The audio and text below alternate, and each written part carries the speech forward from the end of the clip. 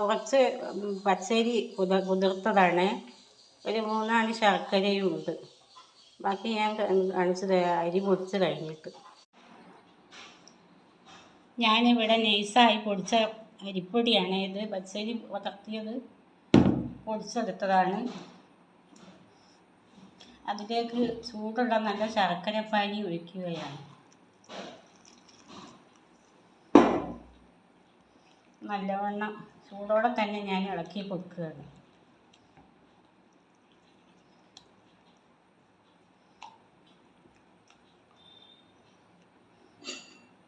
ഇതിലേക്ക് ഞാൻ ലേശം കുറച്ച് നെയ്യ് ആഡ് ചെയ്യും.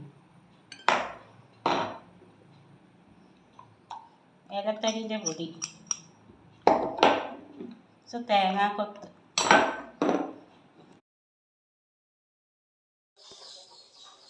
കുറച്ച് പച്ചരി കുതിർത്തതാണ്. ഒരു 3 ശർക്കരയും ഉണ്ട്. ബാക്കി ഞാൻ കാണിച്ചത് അരി പൊടിച്ച് കഴിഞ്ഞിട്ട്. ഞാനിവിടെ നൈസായി പൊടിച്ച അരിപ്പൊടിയാണ് ഇത്. പച്ചരി കുതിർത്തിയത് പൊടിച്ചെടുത്തതാണ്. അതിലേക്ക് ചൂടുള്ള നല്ല ശർക്കരപ്പാനി ഒഴിക്കുകയാണ്. നല്ലവണ്ണം ചൂടോടെ തന്നെ ഞാൻ ഇളക്കി കൊടുക്കുകയാണ്.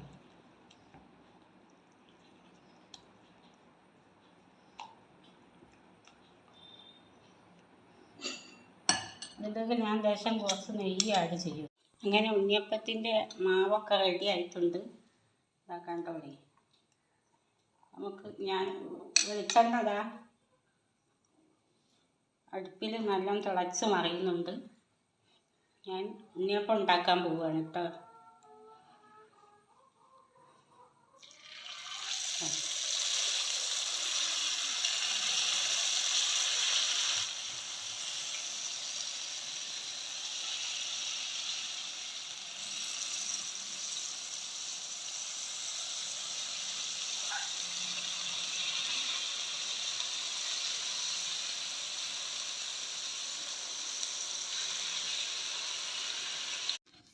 നല്ല സോഫ്റ്റ് ആയിട്ടുള്ള ഉണ്ണിയപ്പം ഇവിടെ റെഡി ആയിട്ടുണ്ട്. ഇതാ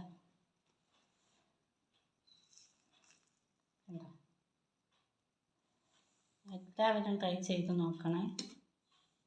ഇഷ്ടപ്പെട്ടാൽ സബ്സ്ക്രൈബ് ചെയ്യുക, കമൻറ്റ് ചെയ്യുക, പിന്നെ ഷെയർ ചെയ്യുക ഒക്കെ വേണേ. ഓക്കെ, എല്ലാവർക്കും അസ്സലാമു അലൈക്കും.